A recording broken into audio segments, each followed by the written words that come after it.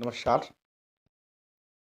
मैं उमर अमन सेमवाल आज एक नए टॉपिक के साथ आपके सामने प्रस्तुत हूँ और नए टॉपिक की विषय वस्तु है गढ़वाली लोक संस्कृति की आत्मा पांडव देवता।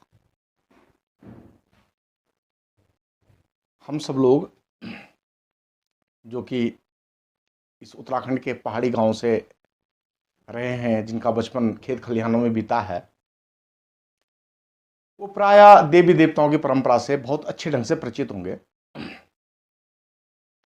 और इसीलिए पूरे भारतवर्ष में उत्तराखंड को देवभूमि भी कहा जाता है, क्योंकि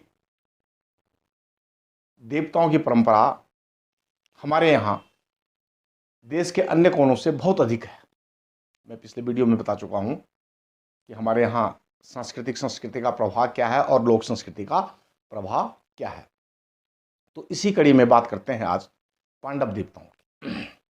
यद्यपि हम सब लोग जानते हैं कि पांडव वस्तुतः कुरु देश के राजकुमार थे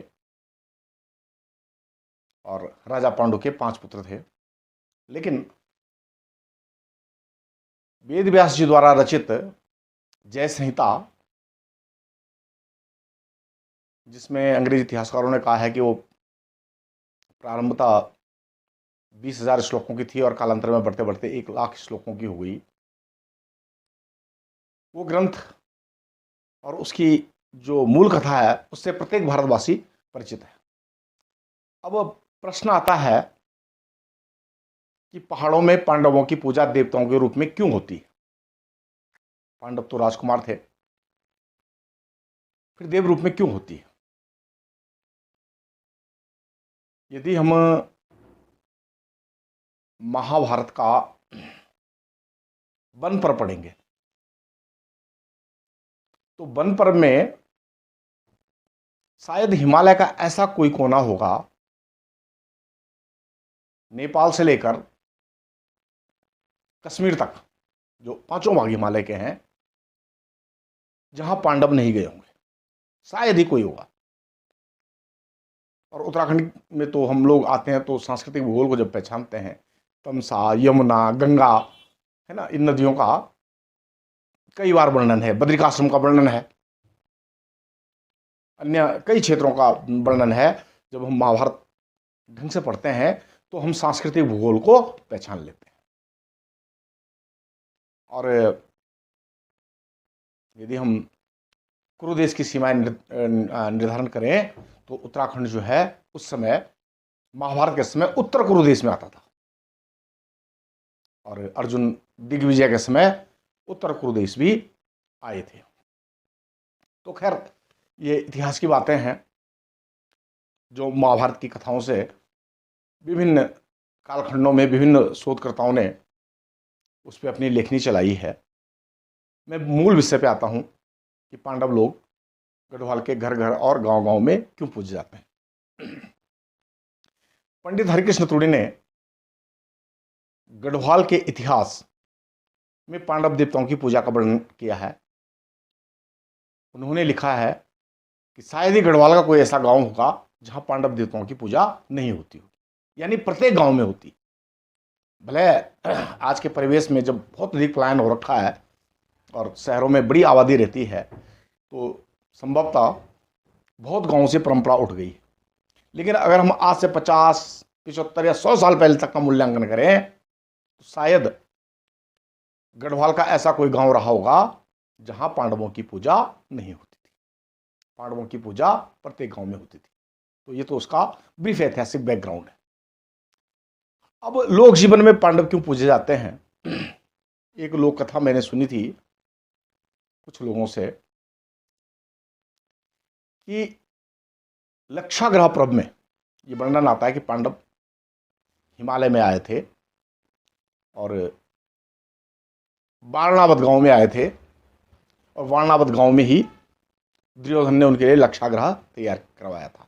तो खैर, बहुत विद्वानों के बहुत सारे मत है। कोई उस लक्षाग्रह को कहीं बताता है, कोई कहीं बताता है, लेकिन लक्षाग्रह जो है वो वस्तुतः हमारे इस उत्तरकाशी में के पास 3 किलोमीटर आगे गंगोत्री राष्ट्रीय राजमार्ग पे जो लक्षेश्वर पड़ता है, मेरे शोध दिन से वही है।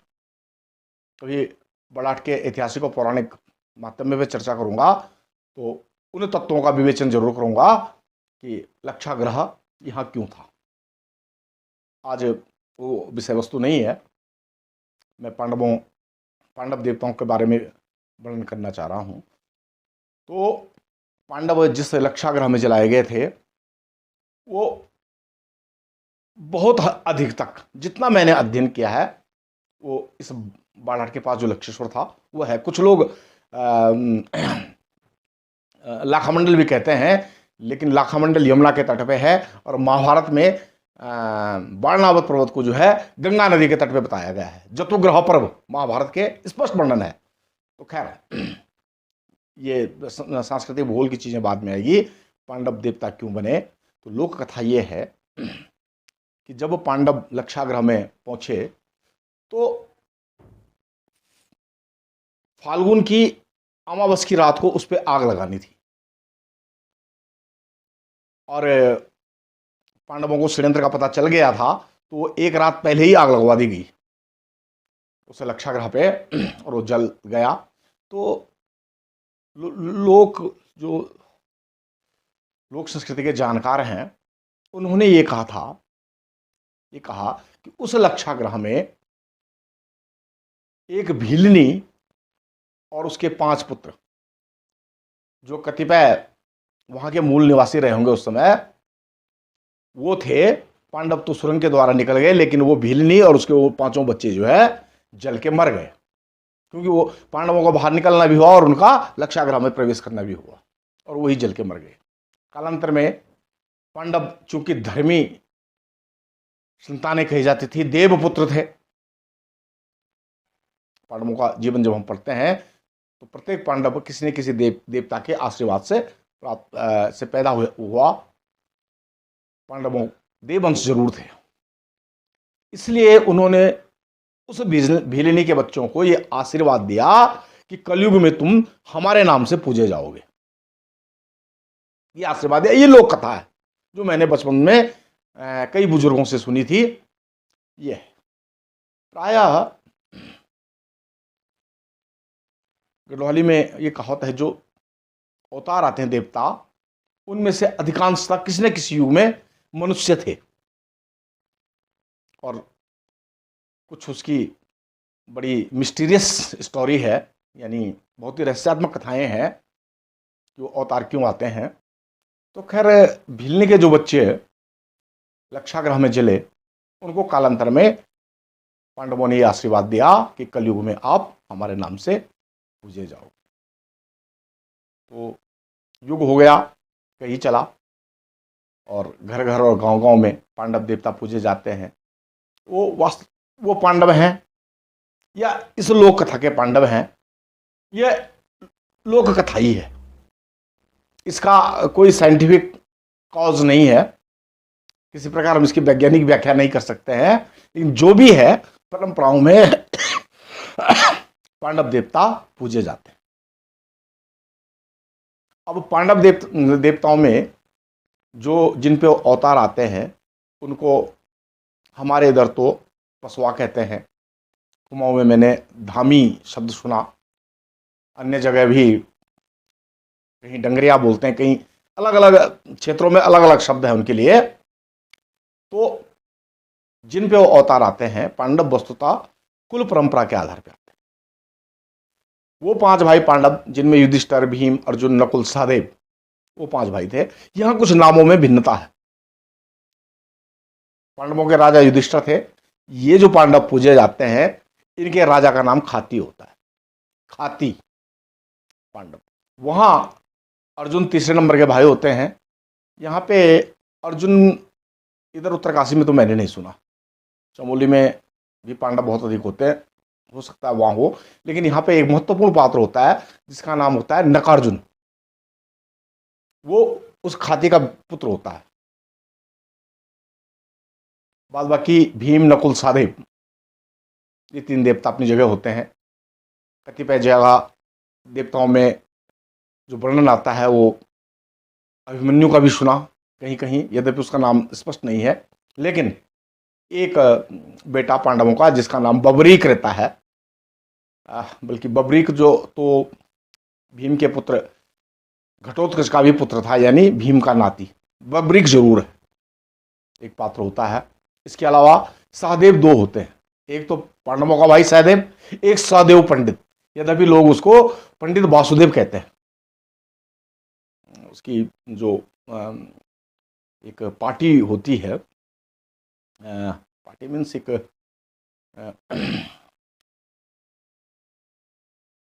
पार्टी का अर्थ हम ये कह सकते हैं कि एक चौकोर चांदी की नुमा स्लेट जैसी बनी होती है, तो उस पर भी आप देखिएगा, उस पर लिखा होगा पंडित वासुदेव जी। तो वो उनके पुरोहित के रूप में होते हैं।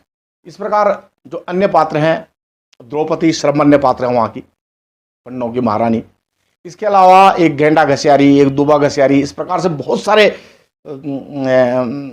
पात्र उसमें होते हैं। और एक महत्वपूर्ण पात्र जो पांडवों के साथ रहता है, वो रहता है देवता रूप में कलवा लोहार। कलवा, जहां पांडव होंगे वहां कलवा देवता की पूजा जरूर होती है।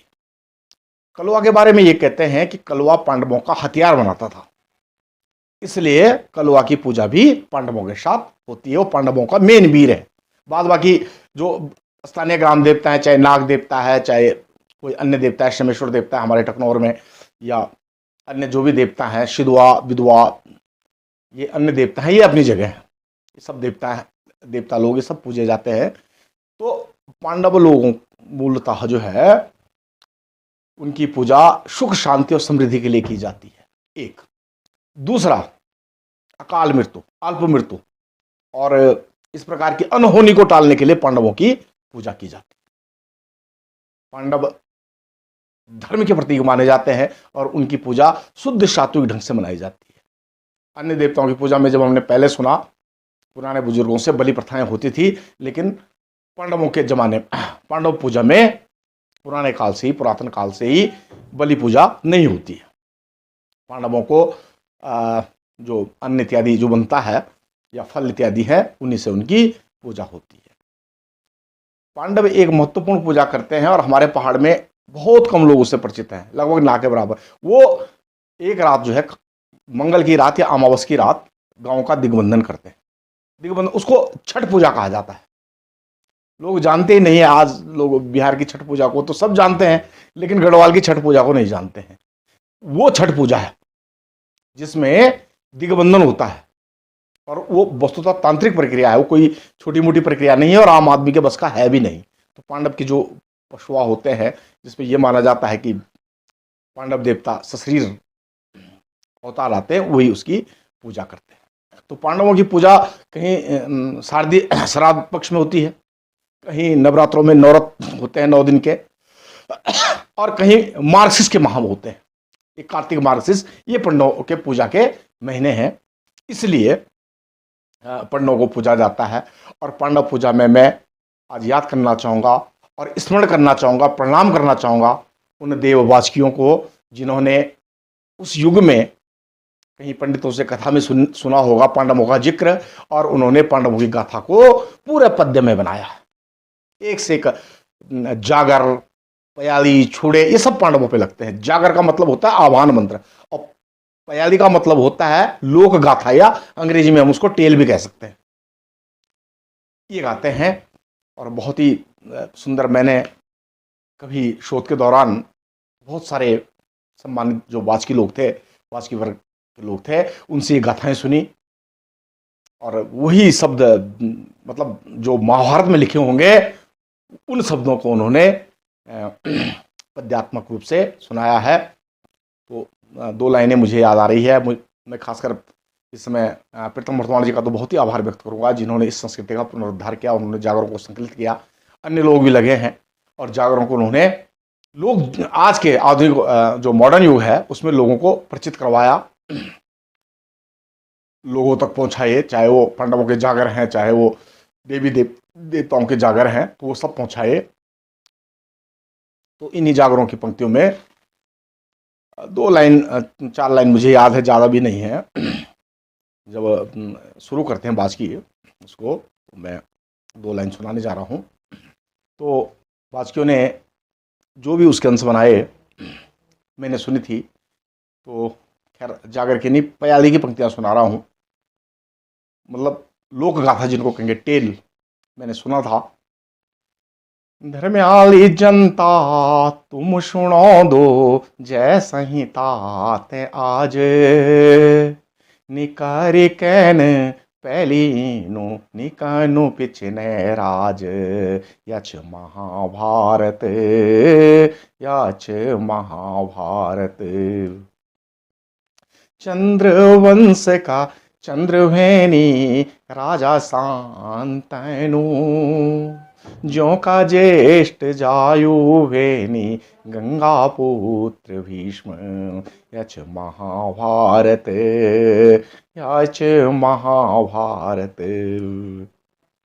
राजा को मन लगी एक मल्लाह की छोरी माजी, राजा को मन लगी एक मल्लाह की छोरी माजी, पितु आयुष तय दिन बलिदान देव व्रत भीष्म, यच महाभारत यच महाभारत।